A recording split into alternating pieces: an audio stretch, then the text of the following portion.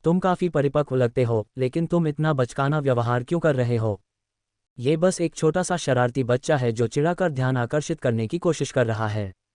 इसके बाद उन्होंने अपने होठों को सिकुड़ते हुए घृणा व्यक्त की, जो एक वरिष्ठ से अपेक्षित होती है। ये तो सच है, पसंद करना। आपको परेशानी के अलावा कुछ भी पसंद नहीं है। किन शियाओ ने अपना मुंह खोला, उसके छिपे हुए इरादे बुजुर्ग ने खोल दिए, उसका चेहरा लाल हो गया।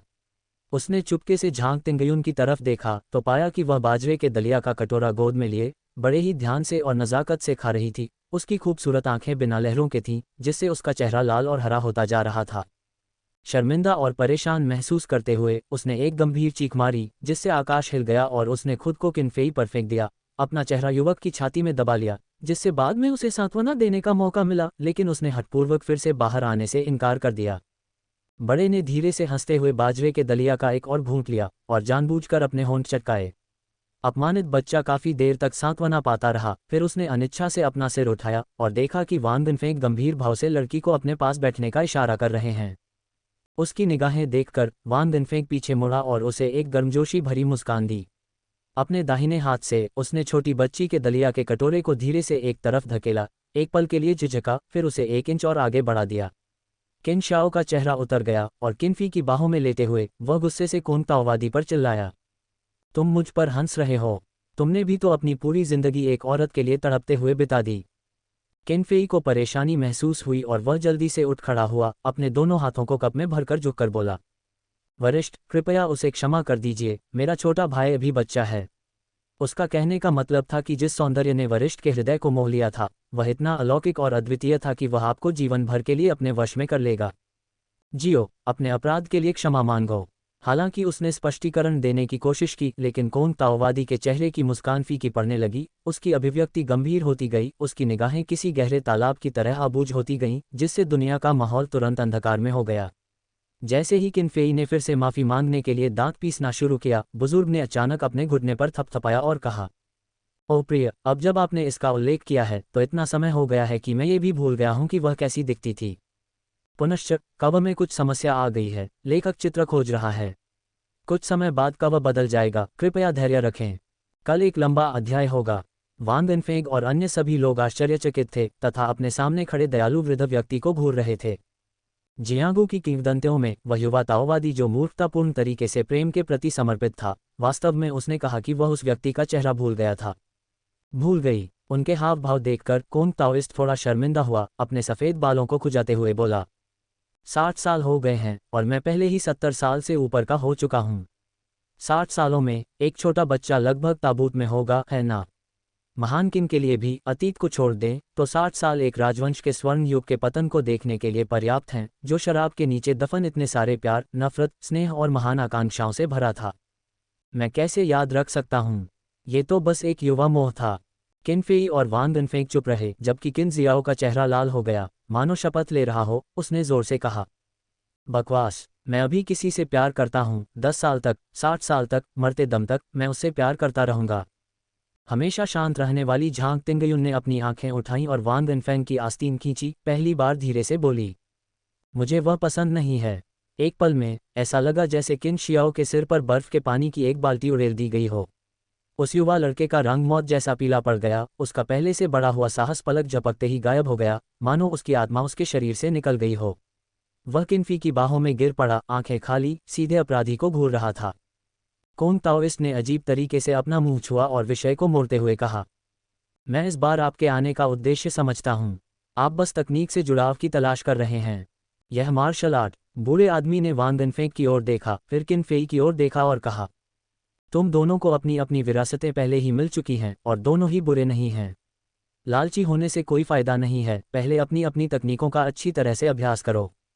अन्य 2 बच्चे अभी मार्शल आर्ट का अभ्यास करने की उम्र के नहीं हैं, न ही उन्हें ये सिखाया जा सकता है। बजाय उसकी आवाज़ धीमी पड़ गई, बुजुर्ग व्यक्ति की आंखें चमक उठीं और वह मुस्कुराया, आप ताओवादी के साथ आकर बातचीत क्यों नहीं करते? किन शियाओ, जो पहले वाली बात पर अभी भी गुस्से में थे, इस बात का जिक्र होने पर चिल्लाए, आप स्पष्ट रूप से ढिलाई बरत रहे हैं, आप इस सौदे से बचने की कोशिश कर रहे हैं। लेकिन इससे पहले कि वह अपनी बात पूरी कर पाता, बूढ़े ने हाथ बढ़ाकर उसे खींच लिया, घुटनों के बल लिटा दिया और फिर उसके नितंबों पर 2-4 थप्पड़ जड़ दिए। अपनी प्रेमिका के सामने ऐसा अपमान सहते हुए किनशियाओ स्तब्ध रह गया, मानो उसकी हड्डियां निकाल दी गई हों और उसमें कोई प्रतिरोध ही न रहा हो। बूढ़ा हंसा और वान बिनफेंग और बाकियों को बैठने का इशारा किया। गला साफ करते हुए उसने बोलना शुरू किया। ये कहानी मैंने जियांगू में भ्रमण के दौरान सुनी थी। वृद्ध व्यक्ति की आवाज़ अतीत की घटनाओं का वर्णन करते हुए लंबी थी, लेकिन सामान्य कहानीकारों के विपरीत इस कहानी में उन दिनों के युवा ताओवादी के विचार, साथ ही वर्तमान कोंग ताओवादी के लाभ और हानि पर उच्च विचार, यहाँ तक कि उन दिनों में देखी गई मार्शल आर्ट और ताओवादी सिद्धांतों को भी बिना किसी संकोच के साझा किया गया था। ऐसा लग रहा था जैसे वान बिनफेंग और अन्य लोग उन वर्षों के युवाओं के साथ जियांगू पर होने वाली तूफानी घटनाओं, षड्यंत्रों और योजनाओं के बीच चल रहे थे। किनशियाओ, जो अभी भी एक बच्चा था, लंबे समय तक निराश नहीं रहा और जल्द ही उसका मनोबल फिर से बढ़ गया। वह कोंग ताओवादी की कहानी को चुनने से खुद को रोक नहीं सका, लेकिन उसे आसानी से मात दे दी गई और वह उदास होकर बूढ़े आदमी की गोद में लेट गया। इस बीच बूढ़ा आदमी जानबूझकर कहानी में छोटे लड़के को उकसाता हुआ प्रतीत होता है, बार बार उसे आग की लपटों में झोंक देता है। जैसे जैसे समय बीतता गया, वे सभी बूढ़े आदमी की कहानी में पूरी तरह से डूब गए। बाहर की सांसारिक दुनिया, यहाँ तक कि क्यूरुशुई और सड़क पर रहने वाली बूढ़ी औरत भी भूल गए। जियांगू की उथल पुथल भरी घटनाओं को सुनना, जो पलक झपकते ही गायब हो गईं। प्रेम, घृणा और भव्यता की अनगिनत कहानियाँ। अचानक एक स्पष्ट और दूर की बजती हुई ध्वनि गूंजी, धीरे धीरे फैलती हुई, सभी तल्लीनता को चकनाचूर करती हुई। अतीत की घटनाएं एक सपने की तरह लग रही थीं, जबकि वर्तमान वास्तविकता थी।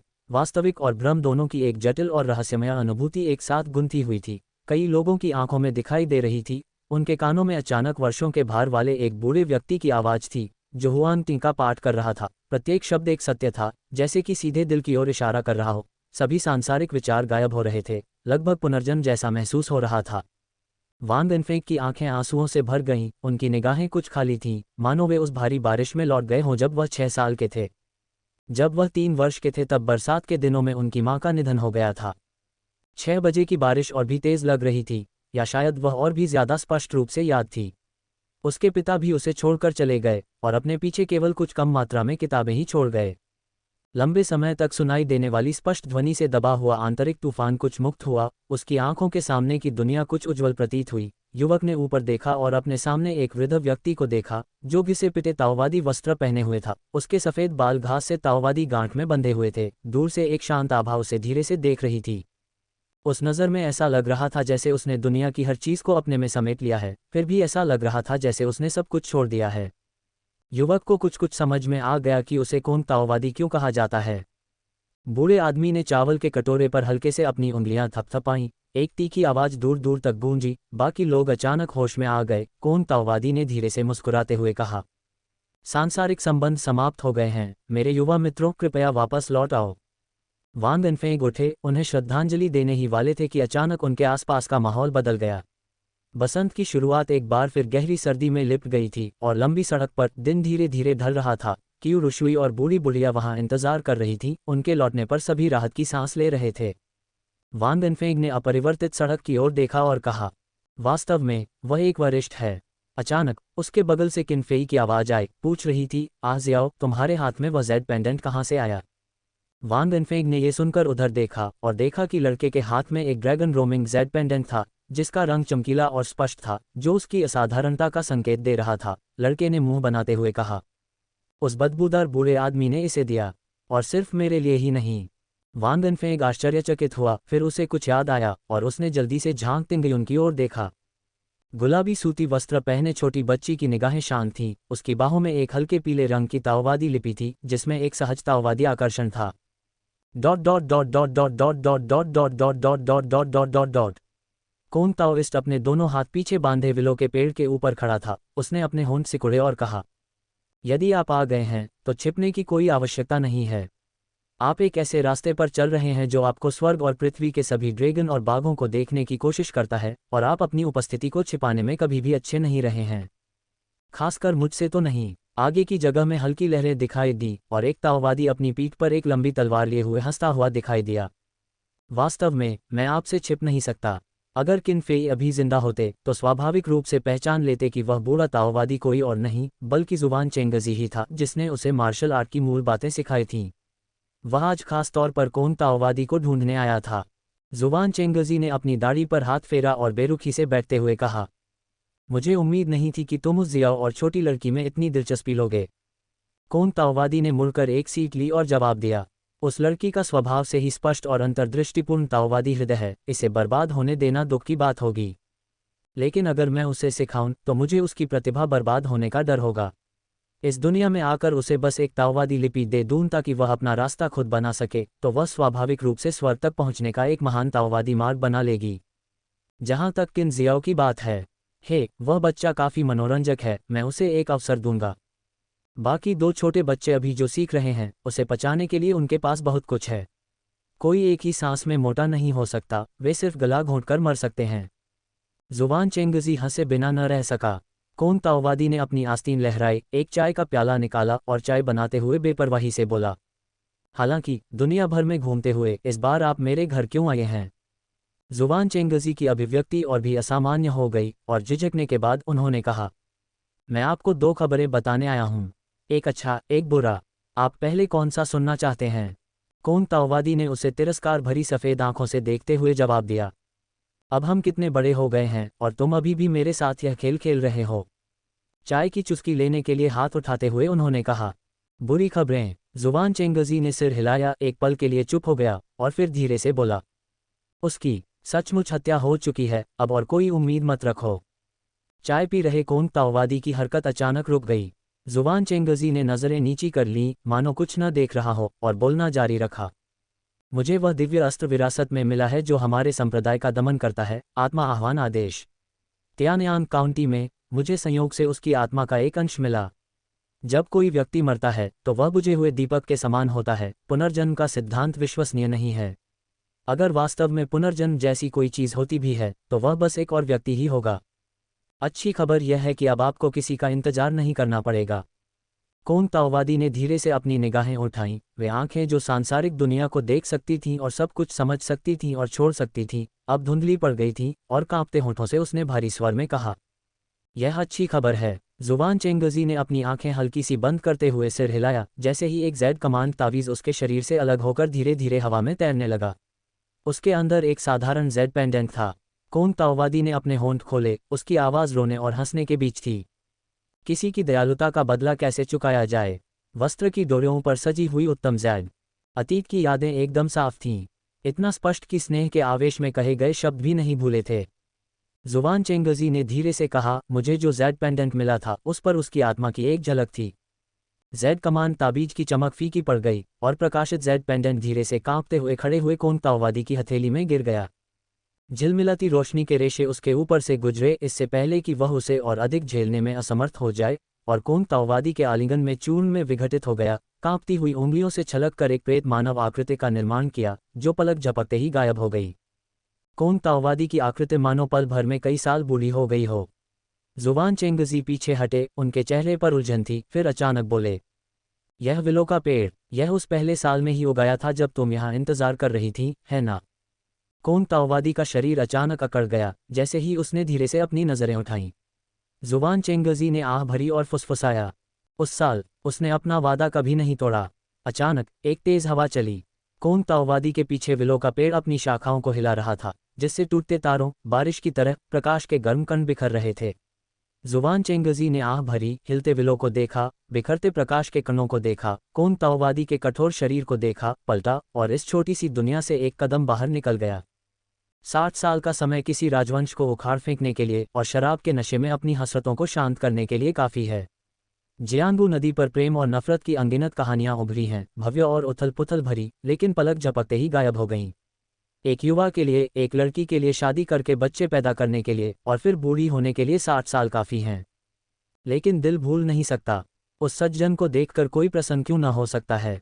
उस युवती से मिलने के बाद, जबकि वहां जाने के लिए कोई पूर्वी द्वार नहीं था, कोई कैसे भूल सकता है। विलो वृक्ष की शाखाएं हिल रही थीं। कौन ताओवादी धीरे से घूमा और अपने चारों ओर घूम रहे दिव्य अस्त्र की शक्ति से प्रकट हुए आत्मिक चिन्हों को देखने लगा। उसके चेहरे पर कोई भाव नहीं था और वह भ्रमित था, मानो वह अतीत में लौट गया हो। 60 साल पहले एक सुंदर युवा ताओवादी निर्लजता से उस युवा लड़की के पास आया और मुस्कुराया और बोला, मुझे तुम्हारा नाच देखना सबसे ज्यादा पसंद है। बाकी किसी की गिनती नहीं होती। यहाँ तक कि मेंशन मास्टर भी इसमें शामिल नहीं है। केवल जब आप नृत्य करते हैं तो वह वास्तव में सुंदर होता है। चमकते चांद के नीचे लड़की ने उसकी तरफ तिरछी नजरों से देखा और डांटते हुए कहा, मजाक करना और गंभीर न होना, कभी भी उचित व्यवहार न करना। फिर उसने फिर से एक सितार के तारों को बजाया। उसकी हथेलियां तारों पर टिकी हुई थीं, उसके गाल थोड़े लाल हो गए थे और उसने धीरे से कहा, तो अब से मैं सिर्फ तुम्हारे लिए ही नाचूंगी, जीवन भर आपके साथ। हवा विलो के पेड़ों के बीच से गीत को ले जा रही थी, मानो युवती सुंदरता से गा रही हो और नृत्य कर रही हो। मुरझाती चांदनी के नीचे नृत्य, आड़ू के फूलों के पंखे के नीचे हवा के साथ गीत समाप्त होता है। केवल तुम्हारे लिए नृत्य, जीवन भर आपके साथ। विलो के पत्तों के नीचे चांदी जैसे बालों वाला वह बुजुर्ग अब आंसू बहा रहा था। 30 साल पहले ली जुवान को कोंग ताओवादी के रूप में जाना जाने लगा, लेकिन कोंग ताओवादी आखिरकार अभी भी ली जुवान था। पुनश्च लंबा अध्याय प्रस्तुत, समर्थन की अपेक्षा। बाहर पहरा दे रही बूढ़ी बुढ़िया को जब पता चला कि वान बिनफेंग और उसके साथी वास्तव में कोंग ताओवादी से मिले थे और झांग तिंगयुन को बुजुर्ग ने व्यक्तिगत रूप से ताओवादी लिपि दी थी, तो वह स्वयं को घबराहट की स्थिति में पाया। यद्यपि कियू रुशुई ने इसे प्रदर्शित नहीं किया, फिर भी अन्य लोग उसके खेद की भावना को महसूस कर सकते थे।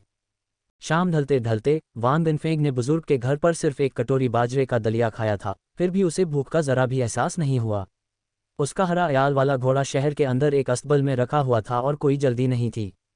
कुछ पल पहले जो शुरुआती बसंत जैसा लग रहा था, अब गहरी सर्दी लग रही थी। उसने सफ़ेद सांसों के झोंके छोड़े, न जाने क्यों उसे ऐसा लग रहा था जैसे वह किसी अधजागे सपने में हो।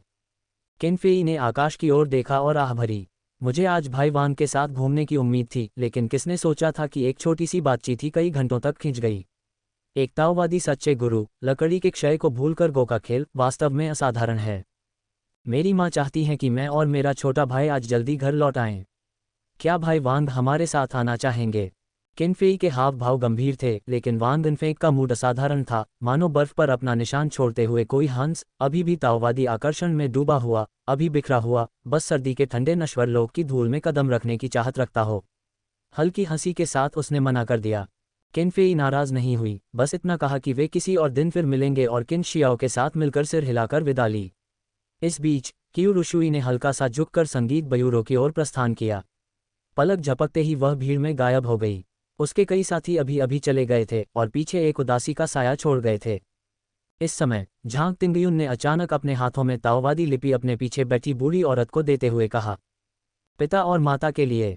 वान बिनफेंग अचंभित रह गया और बुढ़िया भावुक रूप से और भी बेपरवाह हो गई। उनकी पीढ़ी के लिए कोंग ताओवादी का गहरा महत्व था और कोंग ताओवादी द्वारा दी गई कोई भी चीज़ और भी कीमती थी। अब जब झांग तिंगयुन ने उसे सौंप दिया तो बुढ़िया का उसके साथ रहने का संकल्प डगमगाने लगा। बूढ़ी बुढ़िया ने बहुत कोशिश की कि वह अपनी नज़रें दूसरी ओर घुमा ले और धर्मग्रंथ पर नज़र डालने से इनकार कर दिया। झांग तिंगयुन ने कहा, आपको उनके पास वापस जाना चाहिए, इसे उन्हें वापस कर दो। अनफेंग यहाँ है, मैं बहुत सुरक्षित हूँ। छोटी बच्ची बहुत धीरे धीरे बोल रही थी, लेकिन हर शब्द बुढ़िया के मानसिक सुरक्षा तंत्र के सबसे कमज़ोर हिस्से पर चोट करता हुआ प्रतीत हो रहा था। आखिरकार झांग तिंगयुन ने ताओवादी लिपि को धीरे से आगे बढ़ाया, जिससे बुढ़िया की भावनात्मक स्थिति चरमरा गई और फिर उसने कांपते हुए दोनों हाथों से लिपि को थाम लिया। जब वह सराय में अपने कमरे में वापस लौटी तब उसे एक चौंकाने वाली बात का एहसास हुआ। आखिर उसने क्या किया था?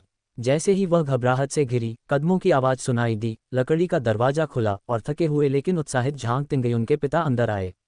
उनके आश्चर्य के लिए उन्होंने केवल बूढ़ी औरत को पाया, जिसने मांग करते समय अपनी अभिव्यक्ति को काफ़ी बदल दिया।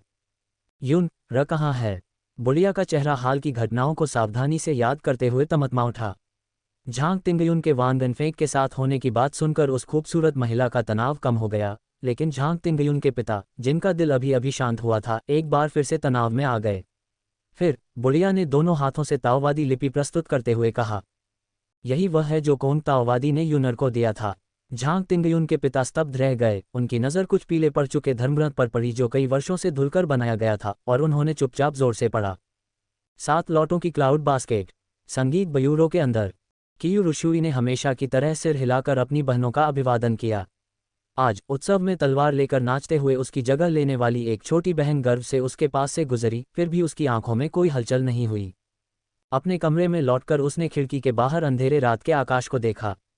अपनी वीणा को धीरे से बजाते हुए धुन में उलझे विचार, आज की घटनाएं अपनी लहरों के साथ एक शांत सतह के नीचे छिपी हुई, बीते हुए नज़ारों की याद दिलाते हुए प्यार और नफरत की, जो बहुत जल्दी ही मिट गई। और उस महापुरुष से मिलने से बस एक कदम दूर उसका दिल अफसोस से भर गया। अलौकिक से धुन एक गंभीर गहराई में बदल गई। पूर्णिमा आकाश में मानो किसी संकेत पर लटकी हुई थी। शहर भर में रोशनियां अचानक जगमगा उठी। दोनों ओर लाल लालटेनें अनंत नश्वर संसार की तरह आगे की ओर खिंच गईं। संगीत अचानक रुक गया। लड़की ने ऊपर देखा, आकाश से अलौकिक सफ़ेद बर्फ के टुकड़े गिर रहे थे, यूलिन शहर को अपने में समेटे हुए। दिन के समान चमकदार लैंप की रोशनी में हल्की बर्फ धीरे धीरे गिर रही थी। वान वेनफेंग ने एक हरा छाता खरीदा। उन्होंने ठंडी रात में सफ़ेद धुंध की एक परत बनाते हुए एक सांस छोड़ी, एक हाथ से झांग तिंगयुन को आगे बढ़ाया और दूसरे हाथ से हरी छतरी को थोड़ा झुकाया ताकि छोटी लड़की को हवा और बर्फ से बचाया जा सके। अपने हाथों में छोटी लड़की ने चीनीयुक्त नागफनी की एक छड़ी पकड़ी हुई थी। उसके नाजुक गाल फूले हुए थे जब वह उसे धीरे से चबा रही थी। ऐसा लग रहा था जैसे उसने कोई विशेष रूप से खट्टा बेरी चबा लिया हो। उसकी भौहें थोड़ी सिकुड़ी हुई थी, उसके अन्यथा शांत चेहरे पर एक अविश्वसनीय रूप से दुर्लभ अभिव्यक्ति। वान वेनफेंग ने धीरे से मुस्कुराते हुए अपने होठों से चीनी पोंछने के लिए नीचे झुकी। उसके पीछे लाल वस्त्र पहने, चांदी के कवच पहने सैन्य परिवार के 5-6 युवा सैनिकों का शोरगुल बढ़ गया। उनकी भौहें जोश से ऊंची उठी हुई थीं। उनमें एक लंबा मगर दुबला पतला व्यक्ति था जिसके संकोची स्वभाव के बावजूद उसकी आंखों में अभी भी चमक थी।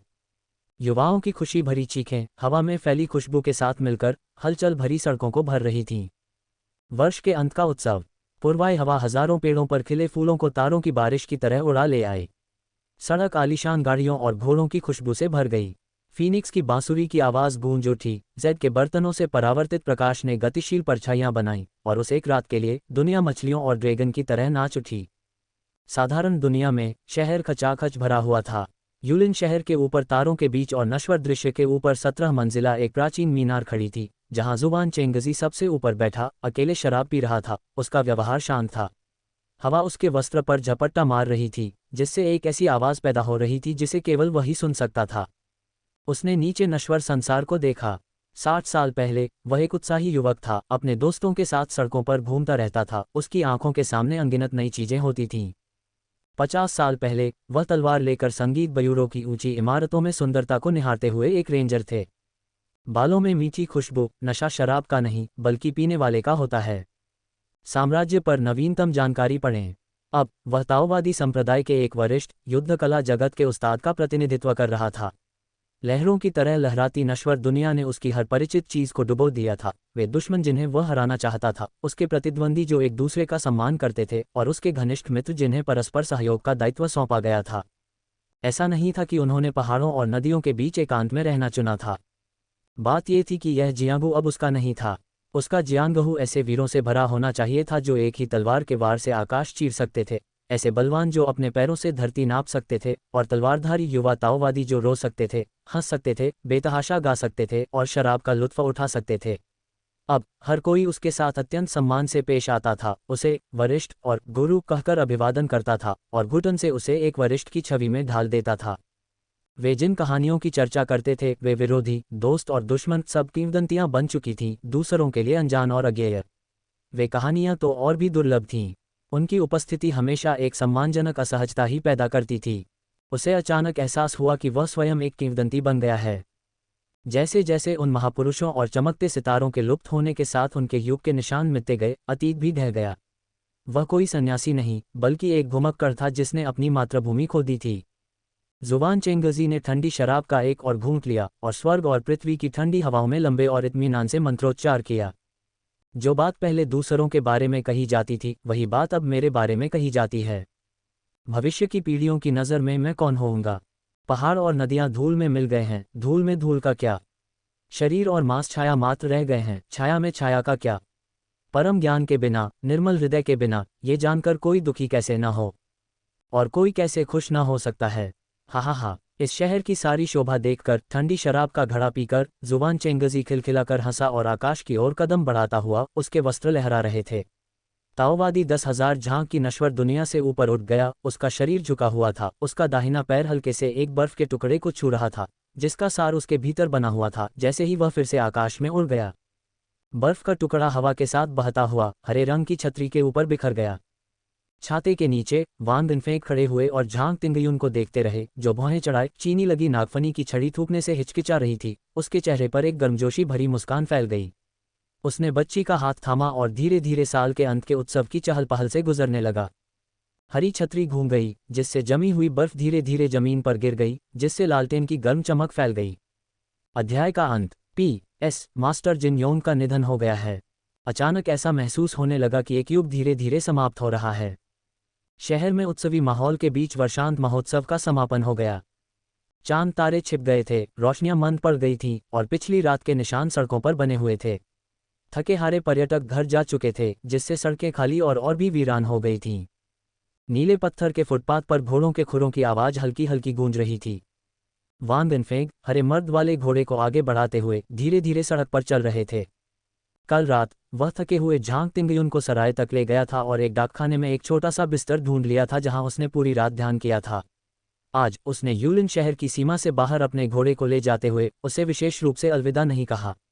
युवक ने आगे की ओर उदास आकाश और पृथ्वी को देखा और धीरे से आह भरी। उसकी सांसें ठंडी सर्दियों की हवा में एक सफ़ेद धुंध का रूप ले रही थीं। प्रस्थान हमेशा ही असहजता पैदा करता था, और ये तब और भी अधिक होता था जब हम अत्यंत आनंद और उत्साह में होते थे। यद्यपि वह अभी युवा ही था, फिर भी वांग इनफेंग उस भावनात्मक भार की उपस्थिति को महसूस कर सकता था। भाई वांग, आपने सचमुच अलविदा कहे बिना ही जाने की योजना बना ली थी। जैसे ही वह विलो मंडप में पहुंचा, अचानक एक ठंडी युवा आवाज़ सुनाई दी। केनफेई मंडप में ऊपर खड़ा था, सफ़ेद वस्त्र पहने। उसके चेहरे पर सौम्यता थी और ऐसा लग रहा था कि उसे वांग इनफेंग के फैसले से कोई आश्चर्य नहीं हुआ। वांग इनफेंग उस जानी पहचानी शक्ल को देखकर थोड़ा चौंके। उनके दिल का उदासी भरा बोझ कुछ कम हो गया। उन्होंने हंसते हुए कहा, उद्धरण चिन्ह ... भाई किन, आपने मुझे ये भी नहीं बताया कि आप कहाँ रह रहे हैं। केनफेई की अभिव्यक्ति में ज़्यादा बदलाव नहीं आया जब उन्होंने कहा, इसीलिए मैं यहाँ इंतज़ार कर रहा था। वांग इनफेंग की नज़र उसके हल्के पीले पड़ चुके हाथ और ठंड से लाल हो चुके कानों पर पड़ी। वह शायद ठिठुर रहा होगा, अब अपना सामान्य संयमित व्यवहार नहीं रख पा रहा था, जिससे वांग इनफेंग का दिल थोड़ा गर्म हो गया। वह हंसा, तो मुझे भाई किन से माफ़ी मांगनी चाहिए। जब आप आएंगे तो मैं इसकी भरपाई कर दूंगा। केनफेई ने उसकी ओर देखा, एक पल के लिए चुप हो गई और फिर बोली, पारिवारिक कारणों से मैं और मेरा भाई जल्द ही घर लौट रहे हैं। अफसोस की बात है कि हम अक्सर मिलने नहीं जा पाएंगे। भाई वांग, अगर आपके पास कभी खाली समय हो तो बेझिझक त्यानहे काउंटी आइए। मैं वहां आपका स्वागत करने के लिए इंतज़ार कर रहा हूं। वांग इनफेंग थोड़ा स्तब्ध दिखे, फिर केनफेई ने गंभीरता से सिर हिलाया।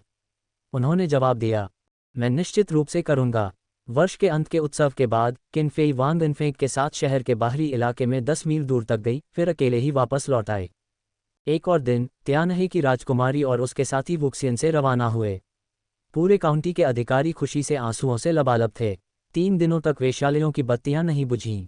लड़कियों के चेहरों से धुलकर बना श्रृंगार नदी की बर्फीली सतह पर फैल गया था, जो चमकीले बैंगनी और चटक लाल रंगों की मोटी परतों में जमा हो रहा था, और उसकी खुशबू दूर दूर तक फैल रही थी। ... वांग इनफेंग ग्रेट लियांग गांव की ओर वापस चल पड़ा। हरे बालों वाला घोड़ा, चाहे अभी अभी उठा हो या अस्तबल में चारे से पूरी तरह संतुष्ट न हुआ हो, पूरे रास्ते काफ़ी आलसी रहा। उसकी चाल धीमी थी, लेकिन बहुत ज़्यादा नहीं। वांग इनफेंग को सफ़र में ज़्यादा तकलीफ नहीं हुई। ग्रेट लियांग गांव पहुंचकर उसे थोड़ा आराम महसूस हुआ और वह घोड़े से उतरकर गांव में ले गया। Woof woof woof. 10 कदम भी नहीं बढ़े थे कि अचानक उन्हें एक कुत्ते की करुण पुकार सुनाई दी। एक काला चमकदार बड़ा कुत्ता गांव की ओर से भागता हुआ, डरा हुआ सा भौंकता हुआ सीधा वांग इनफेंग की ओर बढ़ा। युवक उस बड़े काले कुत्ते से बचने के लिए किनारे हट गया। उसके मन में अचानक एक उलझन सी पैदा हो गई। ये कुत्ता तो गांव के मुखिया का लग रहा था, यह इतना भयभीत कैसे हो गया। यह विचार उसके मन में आते ही एक और दर्दनाक चीख सुनाई दी। युवक रुक गया और अचानक गांव के सारे कुत्ते मानो पागलों की तरह उसकी ओर दौड़ पड़े। आलसी मुर्गे अपनी तेज आवाज़ों से मुर्गियों और चूज़ों को बेतहाशा पंख फड़फड़ाते हुए गांव के बाहरी इलाके की ओर ले गए, जबकि केलिको, सफ़ेद और काली बिल्लियां घरों की छतों पर दौड़ती हुई लगभग परछाइयों में बदल गईं।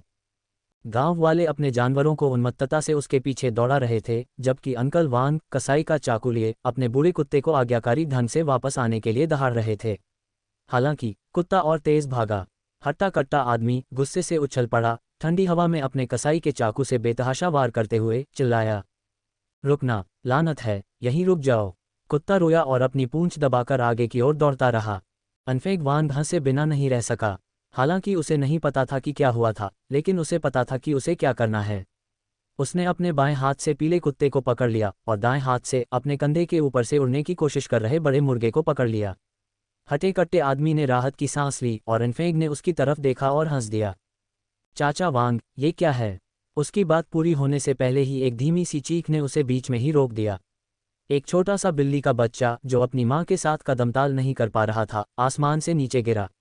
आनफेंग ने बाहें फैलाकर एक तरफ कदम बढ़ाया, जिससे बड़ा मुर्गा और पीला कुत्ता घबराहट में फड़फड़ाने और कराहने लगे, क्योंकि उसने सावधानी से बिल्ली के बच्चे को अपनी बाहों में पकड़ लिया था। उसे क्या पता था कि इस बूढ़ी बिल्ली को अपने बच्चों की देखभाल करनी है, और कई और बिल्ली के बच्चे गिर गए। युवक ने उन सभी को अपनी बाहों में भर लिया और आखिरी बिल्ली का बच्चा सीधे उसके चेहरे पर आकर गिरा, जिससे उसकी आंखें ढक गईं। इस चिंता में कि कहीं अपनी मुद्रा ठीक करने से वे फिर से उड़ न जाएं, एनफेंग ने बस अपने शरीर को ढीला छोड़ा और बर्फ में लेट गया। ठंडी बर्फ उसकी गर्दन तक पहुंच गई, जिससे युवक कांप उठा। बिल्ली के बच्चे थोड़ा आराम पाकर एनफेंग की बाहों में सिमट गए, कांप रहे थे। पीला कुत्ता उसका गाल चाट रहा था, जबकि बड़ा मुर्गा अपना गुस्सा शांत करके शाही अंदाज में युवक के ऊपर से गुजर रहा था। एनफेंग ने घबराए हुए बिल्ली के बच्चों को हल्के से सहलाया, उनकी आंखों में फिरोजा आकाश की झलक थी, मानो सारे दुख दूर हो रहे हों, और जोर से हंसा। सरसराहट की आवाज़ उसके कानों तक पहुंची, तभी होंगई वांग झुंझलाता हुआ आया। उसने कसाई का चाकू दाएं हाथ में पकड़ा और बायां हाथ ऊपर उठाकर पीले कुत्ते के सिर पर जोरदार तमाचा मारा, जो रो रहा था लेकिन भागने की हिम्मत नहीं कर रहा था।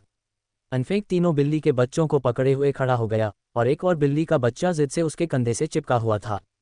होंगई की ओर देखते हुए उसने पूछा, आखिर क्या हो रहा है अंकल वांग? होंगी ने पीले कुत्ते के सिर पर एक और तमाचा मारा और जोर से थूकते हुए कहा, कौन जानता है? गांव के सभी कुत्ते और बिल्लियां अचानक पागल हो गए। सौभाग्य से आप उन्हें रोकने के लिए यहाँ थे। वे अंततः शांत हो गए हैं। बोलते बोलते उसका गुस्सा फिर से उभर आया, उसके दांत जलन से खुजलाने लगे। उसने एनफेंग से कुछ और कहा, फिर पीले कुत्ते की गर्दन पकड़कर गालियां देते हुए गुस्से में चला गया। जाते जाते उसे कुछ याद आया और वह पीछे मुड़ा। ठीक है एनफेंग, जब तुम व्यवस्थित हो जाओ तो बड़े भाई से मिलो। युवक को सहमति में सिर हिलाते देख उसने उस पीले कुत्ते पर व्यंग्य किया जिसे वह घसीट रहा था, और बीच बीच में कसाई के चाकू से उसके चेहरे पर थपथपाता रहा। जब कुत्ता भूसे की तरह कांप उठा तो उसने चाकू हटाया और उसे दिलासा दिया, डरो मत, मैं सूअर का कसाई हूँ, कुत्ते का नहीं। इसके अलावा मैंने कभी कुत्ते का मांस नहीं खाया है, मुझे नहीं पता कि इसे कैसे तैयार किया जाता है। पीले कुत्ते ने, जो समझदार प्रतीत हो रहा था, दयनीय ढंग से विनती की। होंगई ने मुस्कुराते हुए दांत दिखाते हुए उसे देखा और हंसते हुए कहा, हलचल तले जाने के बारे में आप क्या सोचते हैं?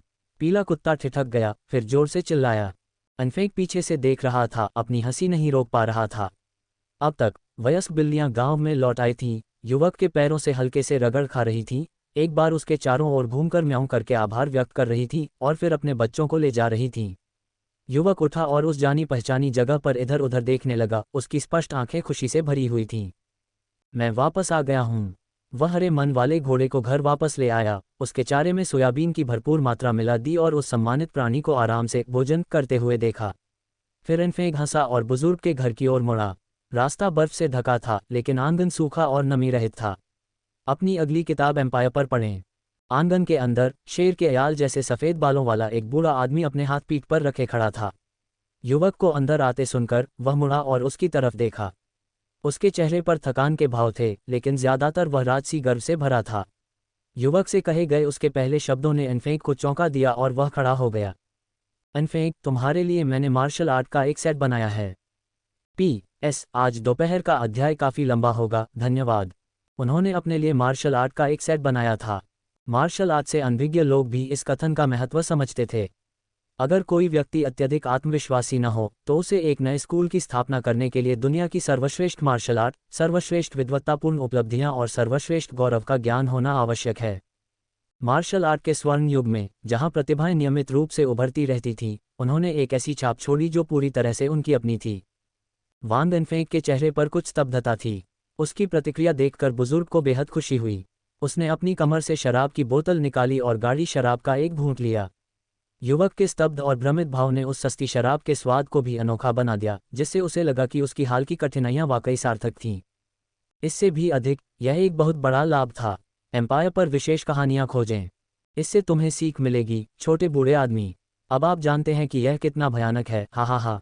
संतुष्ट महसूस करते हुए ली केदाओ ने शराब का एक और बड़ा घूंट लिया, फ्लास्क उठाया, अपने हाथों को पीठ के पीछे करके खड़ा हो गया और धीरे से हंसा। क्या बात है बच्चे, तुम बहुत डर गए।